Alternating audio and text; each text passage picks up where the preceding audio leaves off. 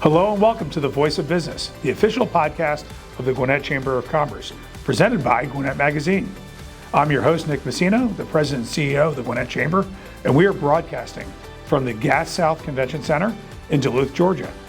At the Gwinnett Chamber, our mission is to champion business, and by serving over 2,000 members, we have become the leading advocate and innovative resource for businesses to connect and thrive. Hello and welcome. Evie Suarez is with us today, and we're going to discuss healthy culture, happy teams.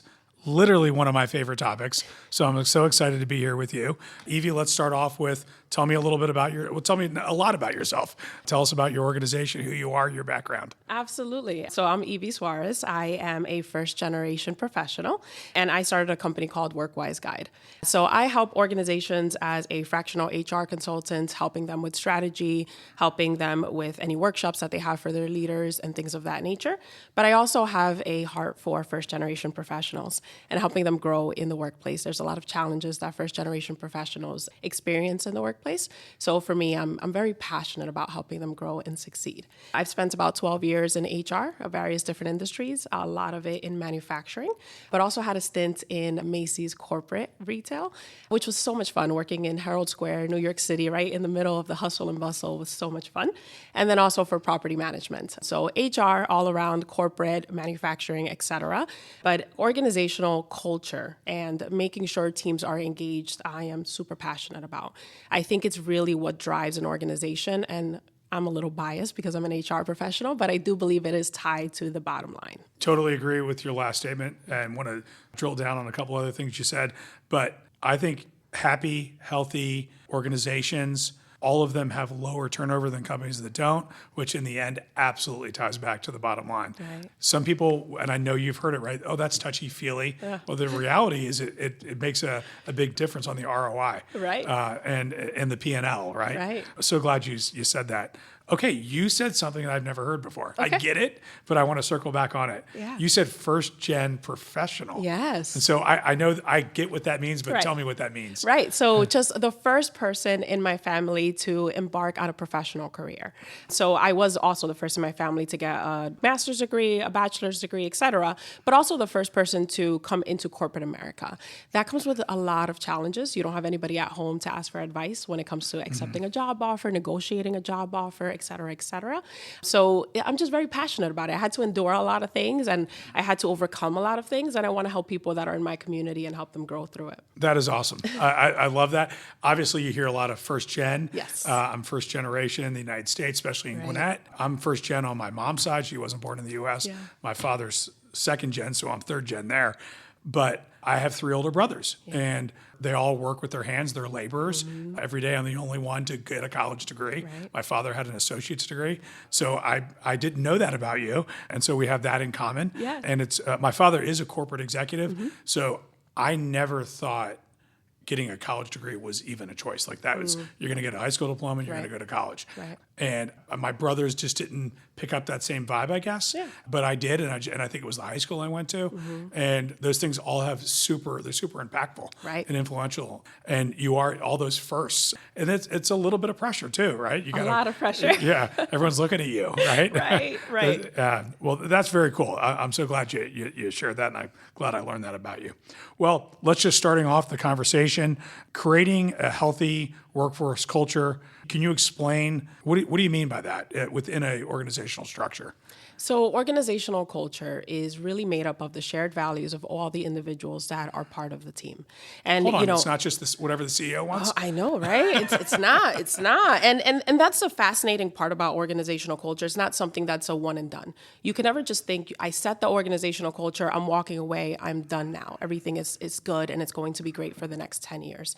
There's a lot of factors that influence organizational culture. Just the conversation we were just having about being a first gen. How many first gens do you have in your company? What does that look like? What do they come with into the organization about how they grew up and the different passions that they have, the different things that they're interested in? All of that adds to the organizational culture. And as we know, organizations change a lot. People come in and out of the organization, and also people change individually. People become parents and they have families now, right? So now their priorities change and they want different things out of the organization than maybe they wanted 3 years ago. So all of that by itself is shaping the organization little by little. And as a leader, it's important to always have your head in the game when it comes to organizational culture and understanding what's happening with my people, what's happening with the team. Did I lose a really big key player when it comes to driving organizational culture? Do I have a really big detractor in my organization when it comes to organizational culture? And what does that mean? And what am I doing about it? You know, you can never take your eyes off the road when it comes to organizational culture. It's an ever-evolving organism that you just need to pay attention to at all times. So it's almost like you're, in a way, your car. You got to go and get a service check. It's like your annual checkup when you get a physical. Right. But just because it was good a year ago doesn't mean it's good now. Exactly. I like to cook a lot. So I compare it to when you're making a recipe, right? You can throw a lot of things into a soup. But if you start throwing things and you don't really know how it tastes and you don't taste it every few minutes and you don't really understand how the flavors are starting to meld together, if you walk away for 30 minutes, that soup is going to taste really different later on, right? So it's paying attention to it and never taking your eyes off of what you're actually doing.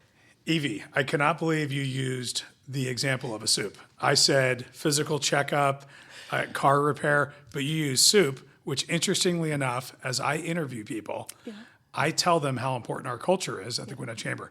And I probably have said this to almost every employee if I'm involved in the interviewing process. I say, we have a beautiful soup, gazpacho, it doesn't matter. Just imagine, just a delicious thing. Right. And you are a new ingredient into our soup. I love it. And I said, and we know it's going to change because you're a different person. Yes. And it's okay if it changes. I just don't want it to taste bad.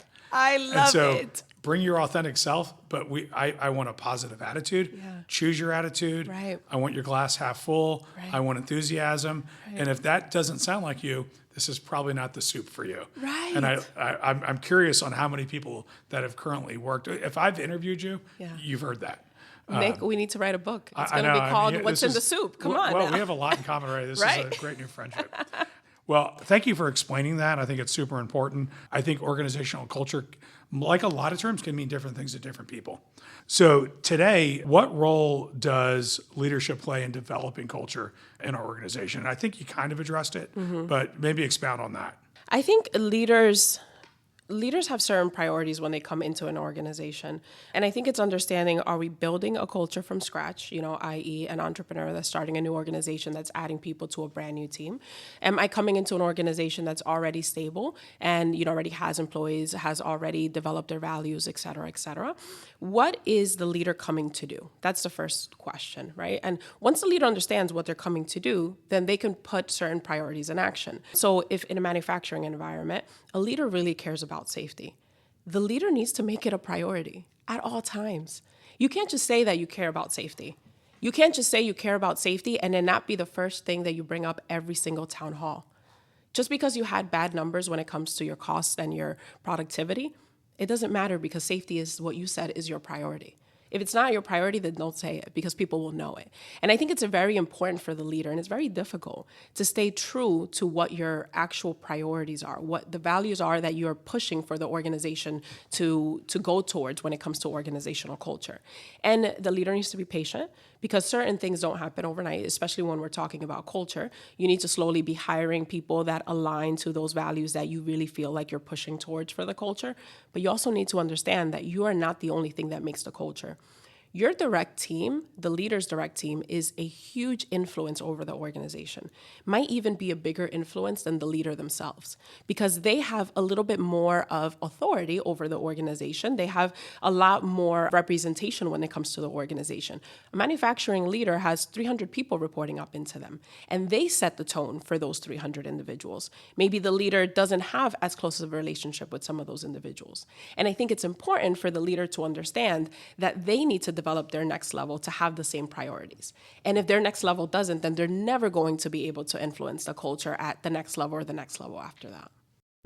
Hey guys, I'm David Greer, and I'm the publisher of the Guide to Gwinnett, and we are so excited this year to be working with the Chamber to produce what we think is going to be the biggest, best, most comprehensive Guide to Gwinnett ever. Going to be a lot of pages in there that tout the Chamber's services and basically just a pro-business cheer for all you guys out there working day to day, making Gwinnett what it is. So I invite all of you to step up and advertise. We've got some special deals for Chamber members, exclusive deals, special discounts. Call on us if we can help you. Look forward to having you in this this year's Guide to Gwinnett. So Evie, you talked about the manufacturing example. I actually have a background in manufacturing as well on the staffing side. Yeah. I was in the recruiting temporary staffing industry for 12 years. Okay. And for about 5 of those years, it was almost strictly in manufacturing. Yeah. And I was blown away by the CEO or the president, the top person in that plant manager, actually. They would walk through, he or she would walk through, I'd walk through it with them. And I was blown away when there was, and this was not always, but the really good leaders knew people by name. Oh, yeah. And there's 200, 300, 400 people in the factory, or it's 3 shifts. Right. I mean, I didn't know, I'm not great with names. And so I didn't know how they could do it. But you knew they understood what was going on with the culture, the connectivity back to the staff. They could tell you what the challenges were. And I love what you said. If you say you're concerned about safety, talk about it.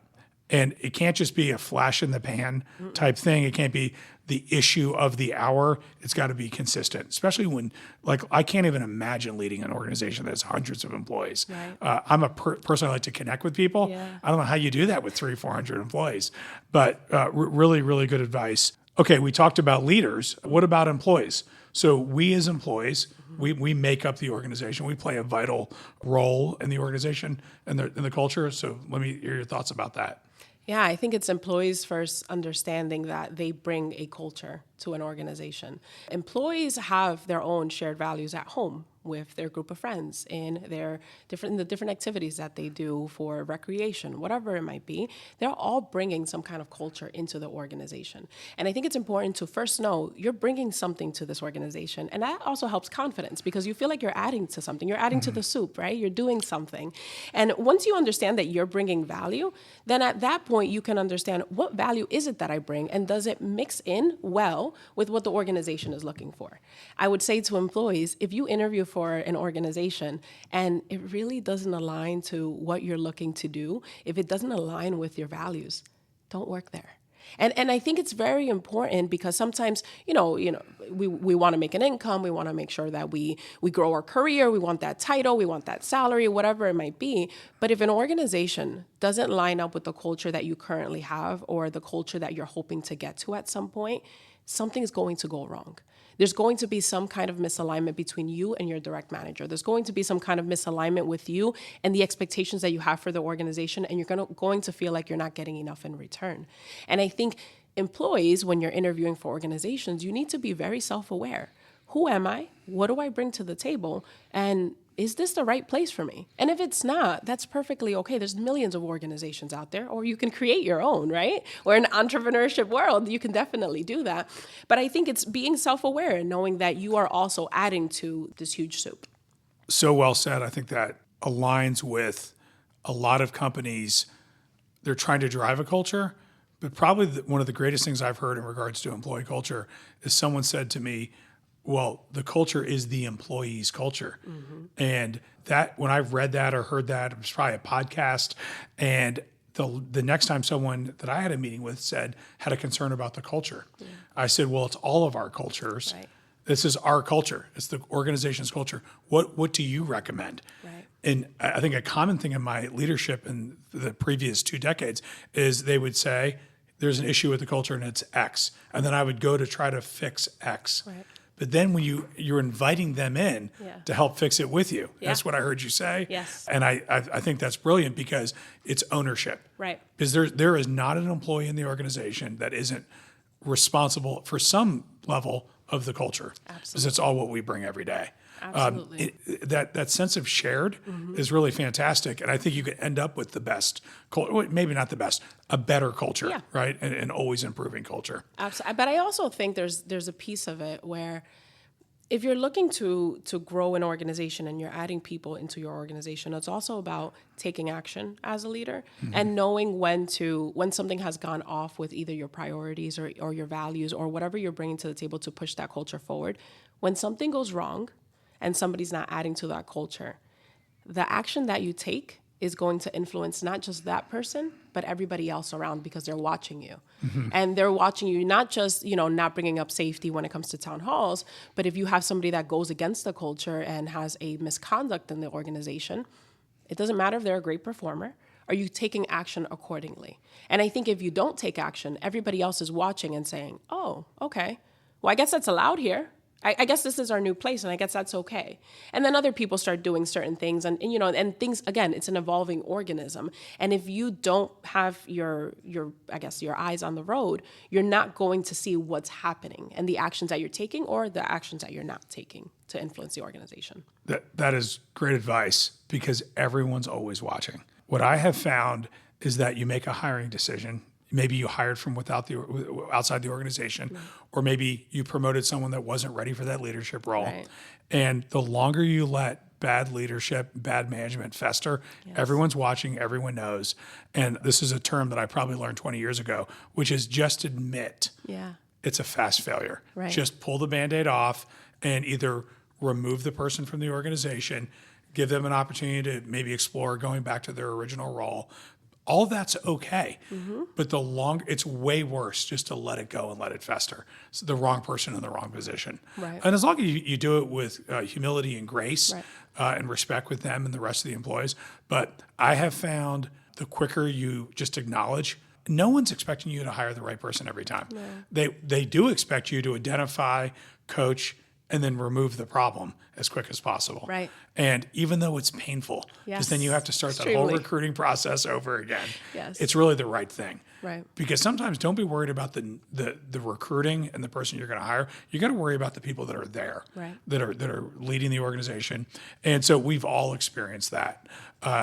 And it only took me 30 years, probably 25, but I've really tried to lead with that as a thought process, as a value of mine. Yeah. It's okay. No one's going to, if anyone's hiring 100% of the right people, that's amazing. Yeah. I'd like to know who they are.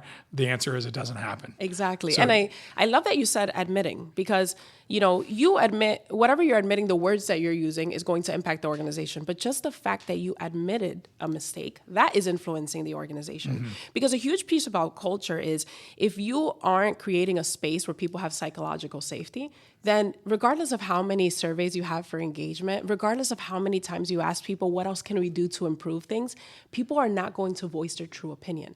Because maybe people are afraid that you care more about numbers than you care about people. And your actions, they do speak louder than words. And if you say things to people when they're at meetings and you call them out, and they're not expecting you to call them out in a meeting because they didn't hit their numbers and you made them feel embarrassed, that's how people are going to feel, and then they're never going to do certain things to voice their opinion for improvements.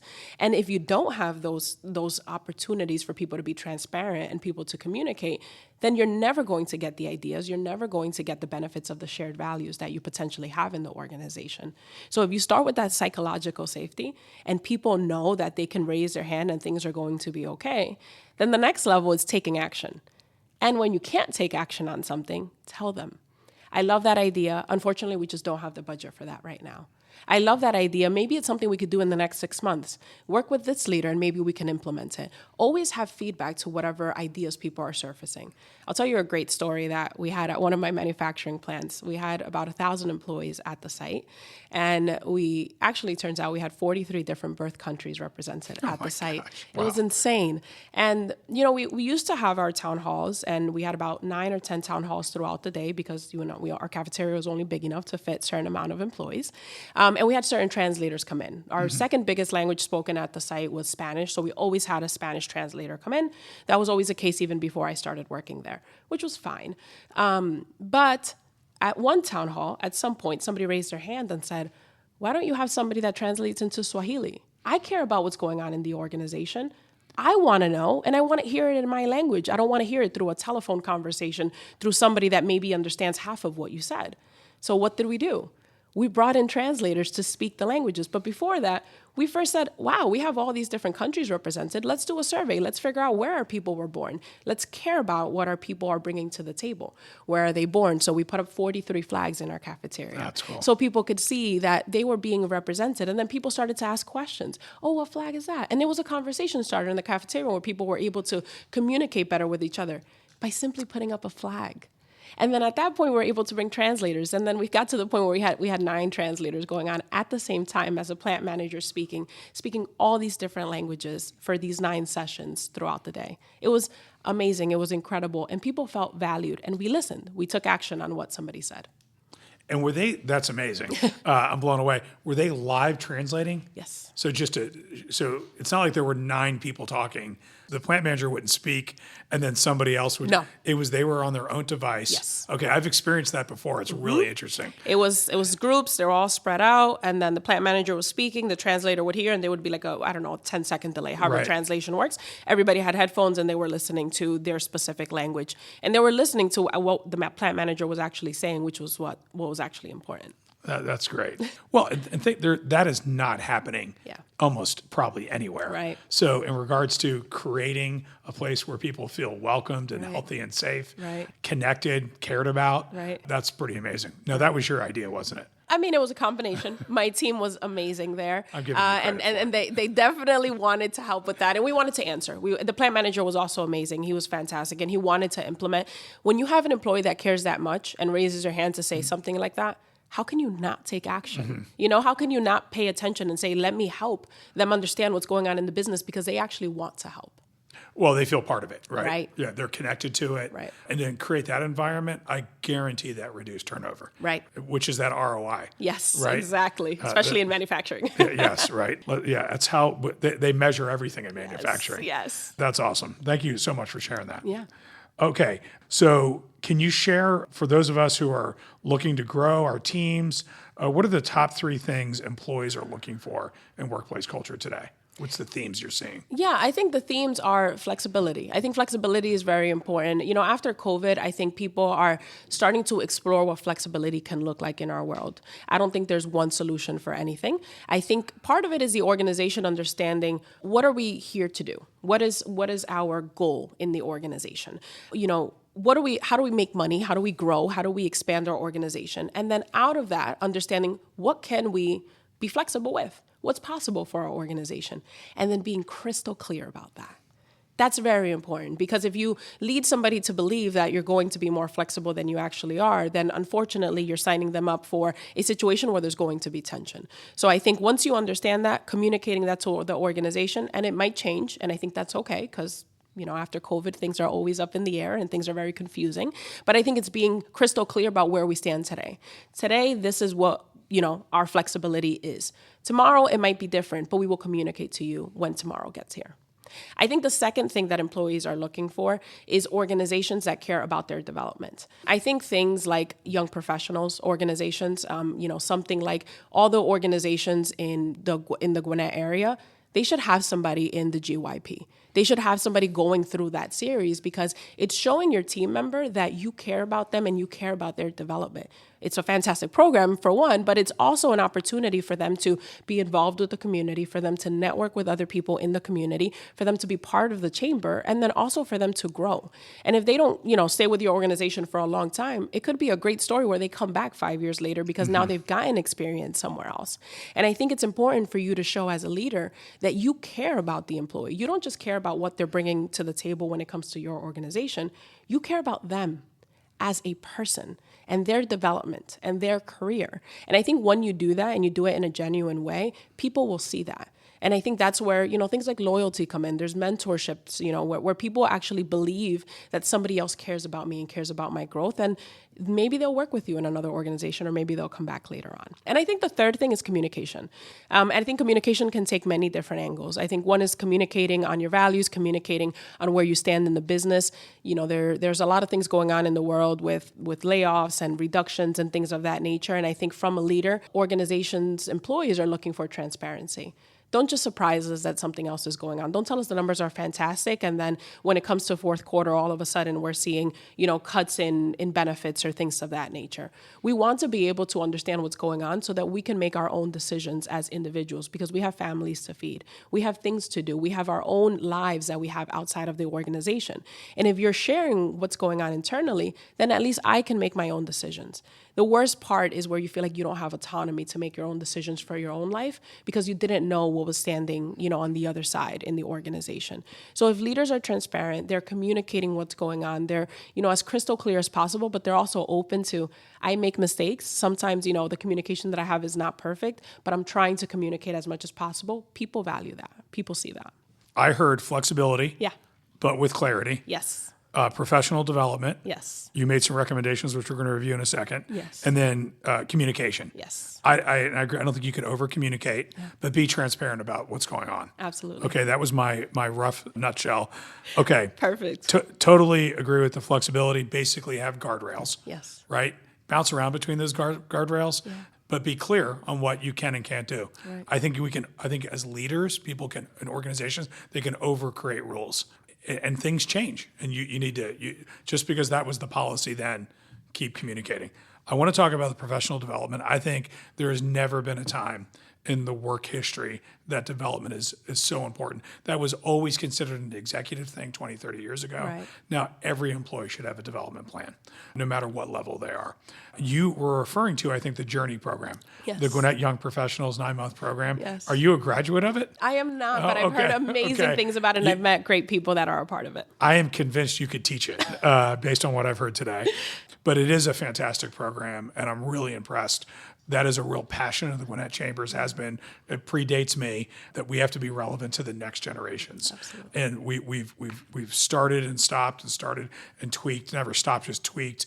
But I really think that the Journey program that was set up about 4 years ago and rebranded to Journey, they really have hit it. It's a really sharp program. But I also want to just take a moment to point out some other programs. Yeah. And again, like for our entry level staff that are new with us, we always recommend Glance, which is through the Leadership Gwinnett program. And it's not developing them as much as it is connecting them in the community. So it's part of Leadership Gwinnett. They do it twice a year. And actually this week, it's a full day on Wednesday, Thursday, and a half a day on Friday. And it's just, you just learn kind of how the community works, make great connections. There's usually 35 to 50 people in each class. But then the mega program is Leadership Gwinnett, which is the 9-month program, much more intense than Journey or Glance. And we try to put someone through the Gwinnett Chamber through it every year. I was in the 2011 class, and the connections I made there were just invaluable. Actually, my chair of the Gwinnett Chamber, Lanier Levitt, and I met through Glance. Sorry, through Leadership Gwinnett. One of my board members, Matt Hyatt, was in my class. Just really fantastic people. But find that program. I mean, the county has the county 101. A lot of the cities have 101s. So find a program, get connected. And the message is for the employers. If one of your employees aren't taking one of these programs, go discover what's in them. Have them join Rotary or Kiwanis Club. They've got to connect. You get so much out of those development programs. Communication, your third one. Mm-hmm. I could not agree with you more on communication, and specifically the transparency. To not see something coming, and typically, unless it's completely out of the control of the organization, that you can understand. I mean, you're all getting the information at the same time. But if there's plans and strategies, you should communicate what you're doing. It's also an employment opportunity, right? Maybe someone's interested in a new role, trying something new. That should be part of their development plan. Shadowing, so many great opportunities. So again, flexibility, professional development, and communication. Yeah. Fantastic. Really, really great advice. And that's not always, the question was, what's the trend, right? Yeah. So that's the trend today. It's, the end of Q3 of 2024. In a year, it could be a different set of three things. Right. I mean, I can't imagine these things dramatically changing, but things do change. It definitely, these were not the things 10 years ago. They would have rolled their eyes at you. Can you imagine an employee saying, I need more communication and transparency? It just wouldn't happen. But these are great today, in the moment that we are in today. So what advice do you have for business leaders looking to impact their organization's cultures? I mean, you've given great advice. Yeah. I don't even know if it was advice, but if they were just listening, there's some great nuggets in there. But what are your thoughts? I would say do a self-assessment and understand how engaged you are with the organization. I think you can only do so much to affect an organization if you are not honest with yourself about where you stand. I think if you started the organization, you're probably very passionate about it, and the team that you're leading, probably has the culture that you try to immerse into it. But if you are new to an organization, or if you have been part of an organization for 5 to 10 years and you've been leading it, do a self-assessment and see how you feel about it. Are you engaged? Because you're also an employee, right? So are you engaged with the organization and the direction the organization is going in? Because if you are, then you can be doing things that will trickle down into the organization to affect the culture.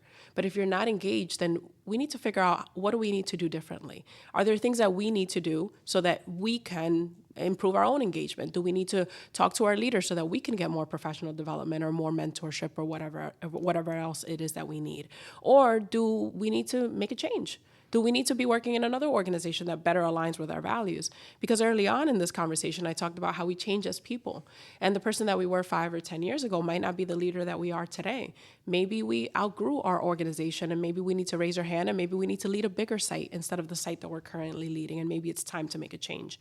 I think it's important for leaders to do a self-assessment continuously, because if you don't, you might get to a place of burnout. And I think once you experience burnout, it's very, very difficult to remedy those things. The sad part about it is that your employees will feel the burnout probably before you do, before you realize what's going on. And it's important for you to be self-aware so that you can catch those situations and you can make changes accordingly. And have a transparent communication culture where people will tell you, hey, something's off with you today. Is everything okay? You know, how many organizations can you walk into where you can see somebody from the shop floor tapping their plant manager and saying, hey, is everything okay today? You're not looking your normal self. But if you have that transparent culture, then you will have those employees stopping you and asking you those questions. And that's what's important, creating that kind of culture around you. So talk to me about the self-assessment. Mm-hmm. What does that look like? You're a leader of an organization. Where do you go? How do you do it? What does it look like? I think it's first understanding, do I align with the values of this organization? Do I align with where this organization is going in the near term and in the long term? Do I feel like this is an organization where I can communicate and I can voice my opinion and I can actually drive change? Do I feel happy in my current role as the leader, CEO, the plant manager, whatever it is? Do I feel happy in that current space and in that role? And what I'm doing every day, am I happy with that? And if you are, then you might be engaged in your organization. But if you're not, and you're not feeling like those ideas of innovation are coming and that excitement to wake up every day and go to work and really bring your value forward, then something is off. And it doesn't always mean you need to make a drastic change, but it might just mean you need to start thinking about what can you implement into your routine, what can you implement into your organization so that you can start changing some of these things. Really interesting. I think of leaders, I don't know that they're always self-reflective, but they obviously have a huge impact on an organization. And so thinking of a leader listening to this podcast, when do they have time to even have a self-assessment? How does that take place? What does that look like? Are they doing that at home in the evening? Are they shutting their door, putting a note on the door, don't disturb me, I'm doing a self-assessment? Is there some tools? Mm-hmm. Can they Google something? Can they call you? What is it like? How does that work? I'm going to be a little bit biased here, and I'm going to say get yourself a great HR person. A great HR business partner is always your partner in these situations. HR business partners, they wear many hats. They're usually your publicity person. They're usually your biggest cheerleader when you're pushing forward a new endeavor in the organization. But they should also be there to have conversations with you, real conversations, and ask you how you're doing consistently, because they also look at you as an employee of the organization. And there's different resources for HR professionals because they also need to feel that. Before the leader in the organization, you should have a great HR person that doesn't just have their hands in how the organization is doing and the health of the organizational culture, but the health of the leader in the organization. And if you don't have those resources or that budget to have a great HR person, get yourself a coach. For sure. A career coach is something that every leader needs, beyond a mentor. Mentors are great. They're fantastic. I call it a wisdom circle. You always need that. But you need a coach. And as a leader, the further that you get in your career, the more that you need a coach to help you grow and help you understand what's going on and the challenges that you're facing at that moment. So I think there's many different avenues that you could take. It doesn't, always have to be just self-reflection at night or something like that. You can have conversations with people that you trust and make sure you're developing that community around you that can ensure you build the time for it. Well, I think that you just said the word that is probably the thing that might resonate with most leaders is trust. Yeah. How do you have this conversation, an authentic, true conversation, self-assessment with someone? You've got to have trust with them. Absolutely. Because you're everything that comes out of your mouth could, affect everything in the organization. Yeah. So interesting. You mentioned something, and I thought about CEO roundtables. There are different organizations in the community that organize CEOs, the peer-to-peer discussions.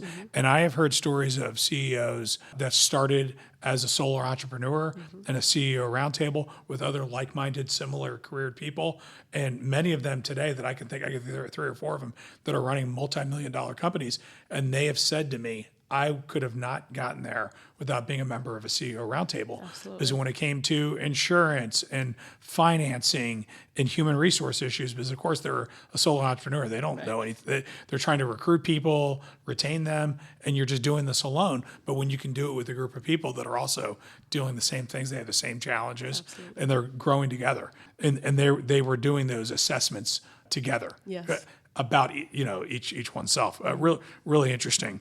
Okay, Evie, I love to read. I love to listen. I don't know that I do as much reading anymore, but I've got like a classic book that I love and recommend to leaders. But in your career, do you have a classic book or podcast that you'd recommend that's a great leadership book?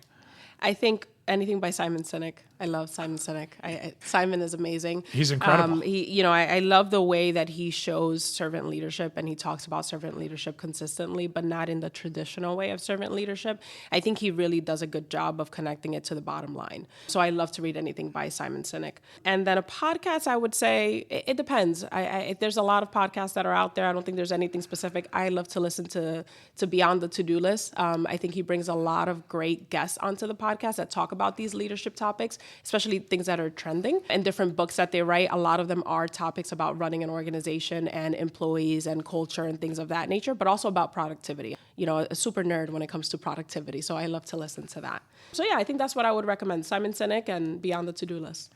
So right here in Gwinnett, we have the John Maxwell Global Learning Leadership Center. And I think like every 2 or 3 years, he has Simon Sinek in Gwinnett. Wow. I saw him at 12 Stone Church probably I think it was like maybe 2022. Okay. He's incredible. Yes. How smart is that guy? Yes, I seriously. mean, you're just like, I'm blown away every time. Seriously. Like every third thing he says, you could like quote and send it on Twitter. Pretty much. I could watch that TED Talk on the how, why. Over and over, the golden circle, over and over again. And you catch a new thing every time. Every single time. Yeah, it's really incredible. And then I had actually not heard Beyond the To-Do List, which is where people get stuck, right? Yes. They get stuck on their to-do list, yes, and they're never working on big things like culture. Right. So that's I have my to-do list, and then I have a big idea list. I love that. And it's all just on my notes. Yeah. And because like you're the most random place you think of like a great idea. Yeah. That's not a to-do. It's like you need to think more about this. Right. What do you do with your big idea list? Do you bring it to your team? No, because it's my idea list, and some of them are really crazy ideas.